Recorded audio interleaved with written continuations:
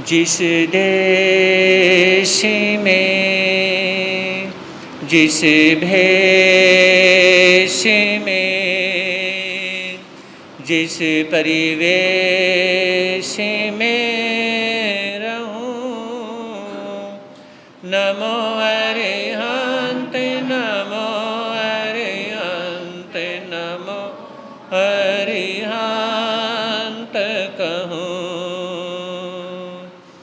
जिस शान से जिस नाम से जिस जाने में रहूं, नमो अरिहंत नमो अरिहंत नमो अरिहंत कहूं। जिस प्यार से जिस ख्वार से जिस संसार में रहूं, नमो अरिहंत नमो अरिहंत नमो अरिहंत कहूं। जिस ध्यान से जिस सम्मान से जिस जहान में रहूं, नमो अरिहंत नमो अरिहंत नमो अरिहंत कहूं। है समय नदी की धार के जिसमें सब बह जाया करते हैं, है समय बड़ा तूफान परवल पर्वत झुक जाया करते हैं। अक्सर दुनिया के लोग समय में चक्कर खाया करते हैं, लेकिन कुछ ऐसे होते जो इतिहास बनाया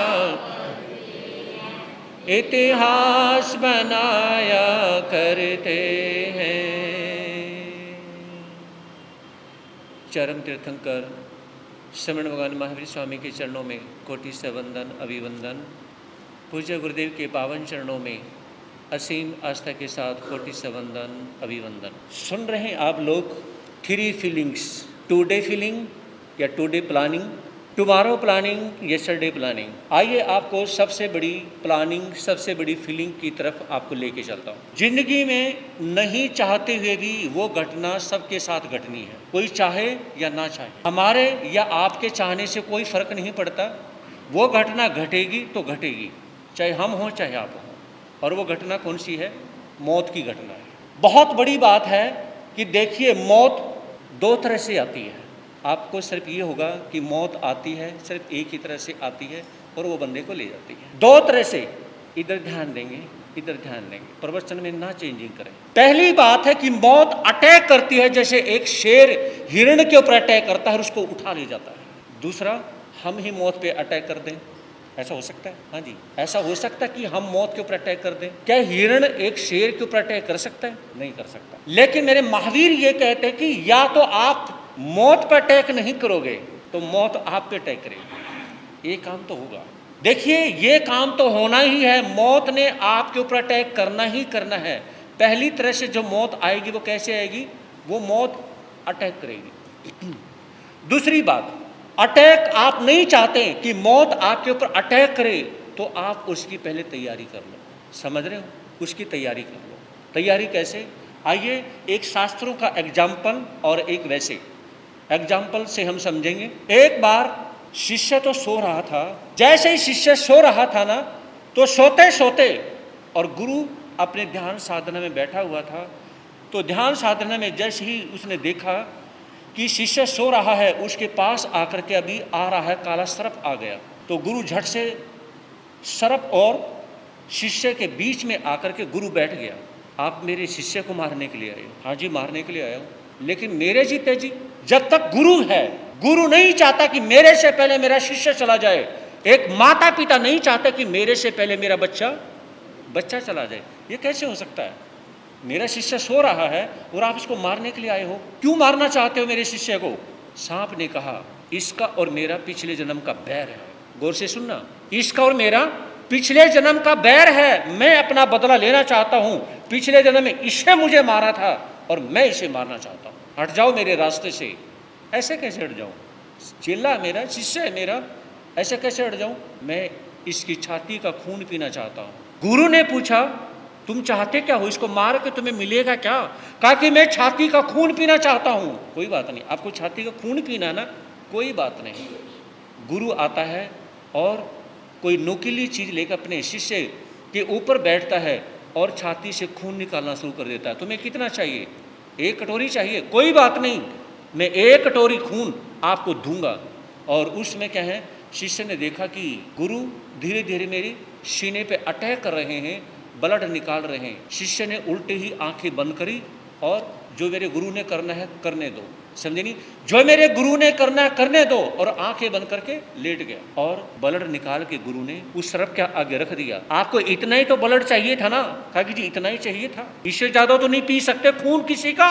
कहा कि इससे ज्यादा मैं नहीं पी सकता, तो फिर इसे पियो और चले जाओ, बस अब तुम्हारा काम हो गया। उसके जाने के बाद में गुरु ने थपकी दी और अपने शिष्य को उठाया, खड़े हो जाओ। हाँ जी, खड़े हो जाओ। जब शिष्य खड़ा हुआ, गुरु ने अपने शिष्य से पूछा, बेटा एक बात बता, मैंने तेरी छाती के ऊपर अटैक किया, और खून निकाला और तुझे दर्द हो रहा था, लेकिन तूने जब देखा कि मेरा गुरु एक तो मेरे ऊपर बैठा हुआ है और ऊपर से ब्लड निकाल रहा है और मेरे अंदर यानी कि कुछ चीरा कर रहा है, तो कि आप जवान थे और मैं तो बूढ़ा सन था, आप चाहते तो एक झटके में मुझे फेंक सकते थे, लेकिन मुझे हटाया क्यों नहीं? कहा कि गुरुदेव मैं जानता हूं मेरा गुरु मेरे लिए जो कुछ करेगा ना वो अच्छा करेगा। मेरा गुरु मेरे लिए जो कुछ करेगा अच्छा करेगा। आपने मेरी जान ली नहीं, बल्कि आपने मुझे नई जिंदगी दी है। कहा कि मैंने आपकी सारी बातें सुन ली। जिस तरह से आपने सर्प से जो बातें करी, आपने उनको ब्लड भी दे दिया, उनका भी काम हो गया और मेरी जिंदगी भी बच गई। अगर सर्प मुझे काटता और खून पीता तो मेरा मरना पक्का था। अब मैं भी बच गया और सर्प का भी काम हो गया, और मेरे और सर्प का जो जन्म जन्म का बैर था वो एक गुरु की वजह से खत्म हो गया। है कि नहीं कमाल की बात? आपकी वजह से ये सब खत्म हो गया। भगवान महावीर ये कहते हैं कि दूसरी प्रकार की जो मौत आती है ना, वो मौत कैसे आती है? मौत तो आएगी, हम संथारा ग्रहण करते हैं। जो मरने से पहले अपनी इच्छा से खाना पीना छोड़ देते हैं, अपनी इच्छा से सब छोड़ देते हैं कि मुझे अब नहीं चाहिए, तो उस समय क्या था? उनको अपनी इच्छा से खाना पीना छोड़ने से क्या होता है कि वो फिर अपनी अगली गति बहुत अच्छी बना लेते हैं। ईगल्स, क्या? गौर से सुनिए, ईगल्स क्या? बाज, गरुड़ पक्षी जो होता है, ईगल्स जो होता है, वो क्या करता है? जब उसका मरने का समय आता है ना कि अब मैं बूढ़ा हो चुका हूं, अब मेरा मरने का समय आ गया है, पहाड़ की ऊंची चोटी पे जाता है। क्या? पहाड़ की ऊंची चोटी पे जाता है और वहां पर बैठ करके अपनी ही चोंच से अपने पंखों को काटना शुरू कर देता है। हाँ जी, अपनी पंखों को काटना शुरू कर देता है। और एक बात देखिए, जब हम फालतू की चीज अपने से दूर कर देंगे ना, तो हमारी टेंशन खत्म हो जाएगी। जितने भी पक्षी हैं, चिड़िया, कबूतर, कौवा, जितने भी पक्षी हैं, उनके जब कुछ साल में 2 साल में कुछ पंख जो फालतू होते हैं ना, वो निकाल देते हैं। चोंच मारेंगे और उनको निकाल देते हैं, समझे? उनको निकाल देते हैं। उसी प्रकार से प्रकृति का नियम है कि आपके पास में कोई फालतू चीज है, आप उसे निकाल दें।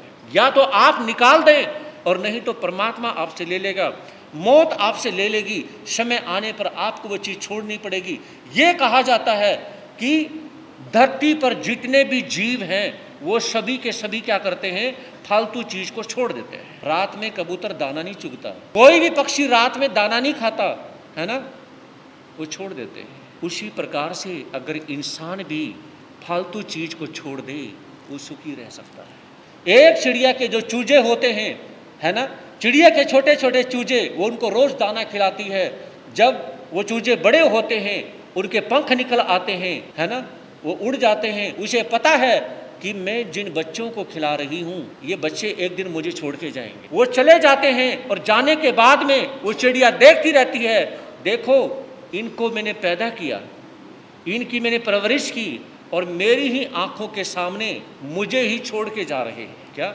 मेरी ही आंखों के सामने मुझे ही छोड़ के जा रहे हैं, है ना।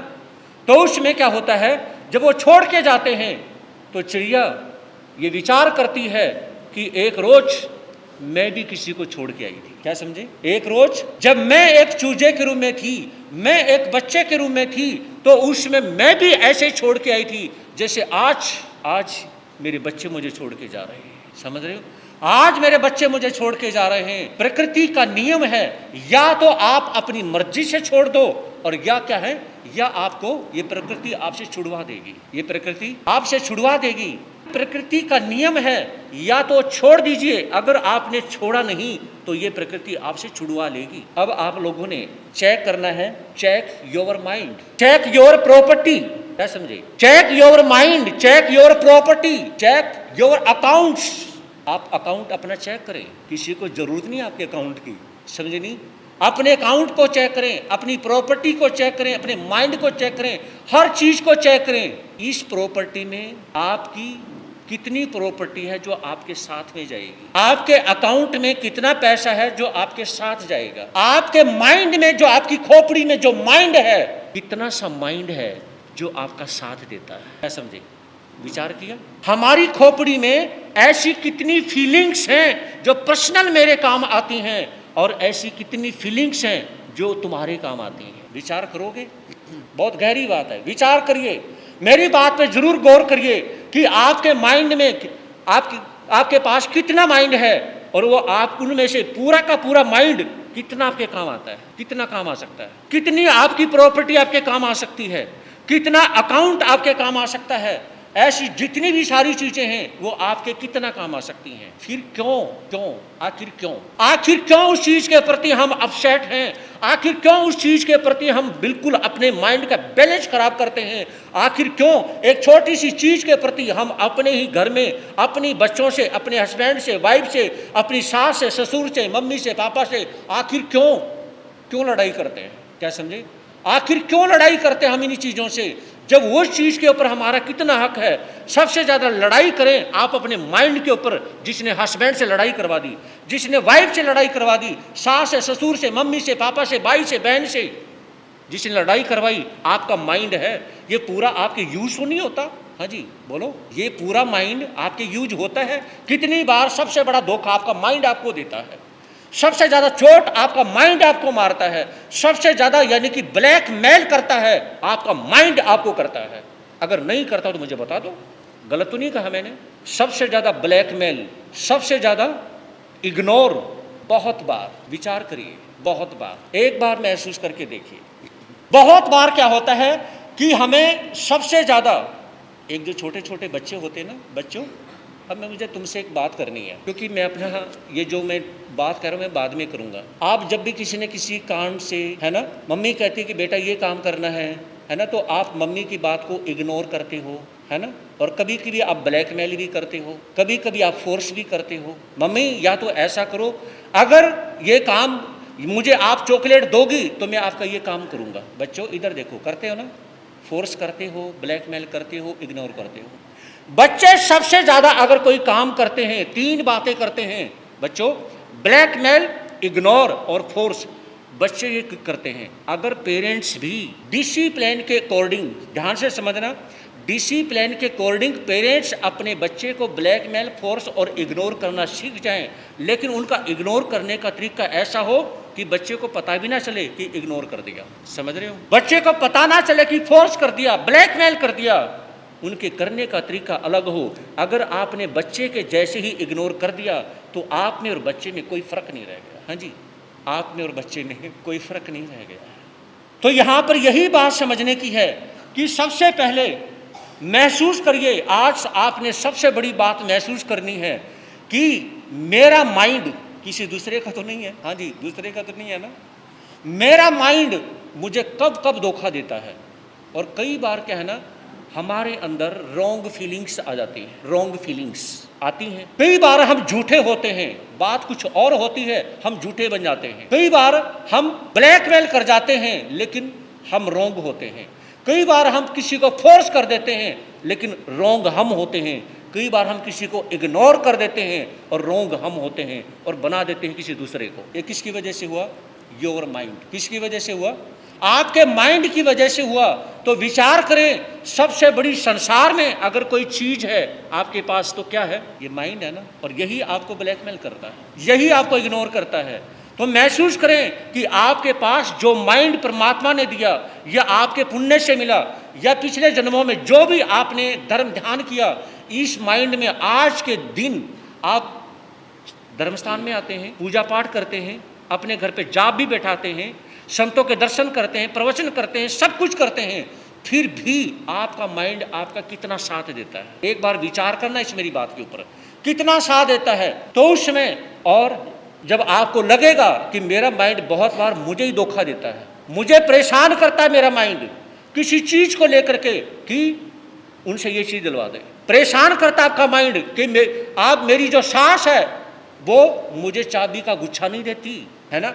मेरा माइंड मुझे परेशान करता है कि मेरे पिताजी दुकान मेरे नाम नहीं करवाते। समझ रहे हो? इतनी बड़ी बात है। सिर्फ इसी वजह से हम जी रहे हैं, इसी वजह से हम पैदा हुए थे। क्या यही हमारे जीने का सलीका है? यही हमारा मरने का सिर्फ यही एक बात है और कोई बात नहीं है। आज पिताजी ने आपके नाम दुकान करवा दी, तो क्या आप सबसे बड़े धार्मिक बन जाओगे? बताइए, क्या मौत नहीं आएगी? क्या कुछ भी नहीं होगा? तो इसलिए इस धोखे से बचिए। ये छल, ये कपट, ये फरेब, ये इग्नोर, ये फोर्स, ये ब्लैकमेल की दुनिया से बचिए। सबसे बड़ी दुनिया आपके दिमाग में है, लेकिन ये इतनी छोटी दुनिया है और इतनी बड़ी दुनिया है क्योंकि इसका साइज बहुत छोटा है और ये दुनिया बहुत बड़ी है, बहुत बड़ी। ये दुनिया इतनी बड़ी है, 84 लाख जीवा योनि में चक्कर काटते काटते खत्म नहीं होती, और ये दुनिया इतनी सी छोटी है कि बस ये तो इतनी बड़ी तो खोपड़ी है, इसके अंदर तो माइंड तो जरा सा है। हाँ जी, इसके अंदर माइंड जरा सा माइंड है और खोपड़ी इतनी बड़ी है। तो इसलिए कहा जाता है, जब हमारा माइंड ही हमारा साथ नहीं देता है तो हमें अपने साथ अंडरस्टैंडिंग करनी है, तो हम दूसरे के साथ करेंगे।